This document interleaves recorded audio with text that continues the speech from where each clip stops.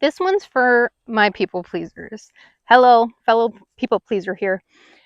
I want to tell you a story that changed my perspective on people pleasing.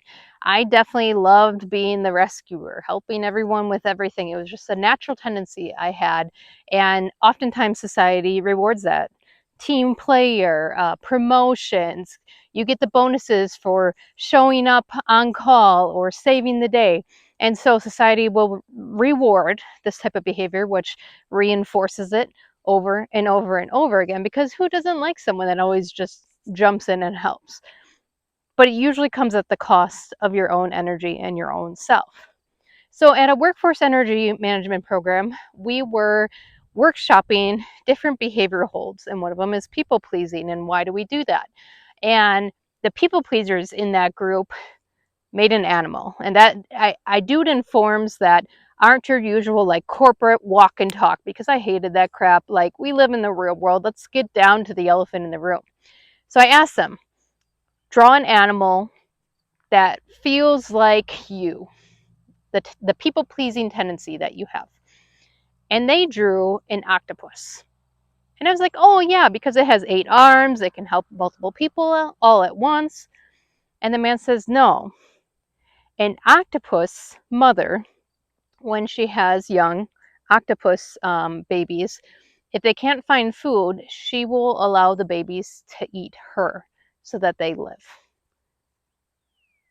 I can't get that story out of my head. That was about 5 years ago that story was told to me. That natural order of an octopus is that they will let their babies feed on them so that they live, and then obviously the mom octopus dies. And this was a people pleasing group that we were talking through the tendencies of why we do that. And I want you to reflect on you as the octopus, right? What do you do that lets people chomp here and then chomp there and then take this and then take that until you have nothing left? And I can't get that story out of my head, because every time someone asks something of me, I ask myself, is this like a give and receive cycle? Like I'm getting regenerated by it, I feel good doing it? Or are they taking a chunk of me? Because a chunk here, a chunk there, a chunk there, that's how you get into burnout. That's how I got into burnout, is I was doing things over here and then over there and over there and over there. I was never receiving back, and I had nothing left. And guess what? When you have nothing left, you can't help anyone. I couldn't even help my own little kids.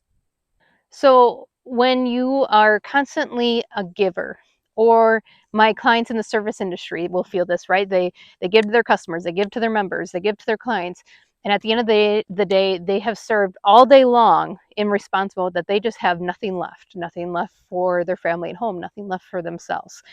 And so we work on, how do you replenish that give and take cycle? And a great way to do that is to ask yourself, if I'm saying yes to this, what am I saying no to? And sometimes it's of value, right? Where you're going to help that member out, that client, or that neighbor, that family person, and you're going to get something back. You're going to feel good about it. You know that they're going to repay the favor. Like, it's a healthy give take relationship. That's okay. It's the times that you're saying yes, and you're saying yes, and you're saying yes, and now you have a long list of things that you are saying no to, and they're usually at the cost of yourself. Oh, I'll sign on late tonight so that I can get that done. No to your self-care. Oh, I'll just stay a little bit later so we can finish this conversation. You're saying no to your family at home. Oh yeah, I can cancel my vacation because we have this busy thing going on. You're saying no again to your own energy management. So if you say yes to something, what are you saying no to, and what's the cost of that? Sometimes it's low value, which, go ahead and say yes. That's how you thrive, right? Feed that need. But if that no has high value, it means it's costing you something. It's costing your capacity, it's costing your energy, it's costing your relationships at home, it's costing you of building the life that you want.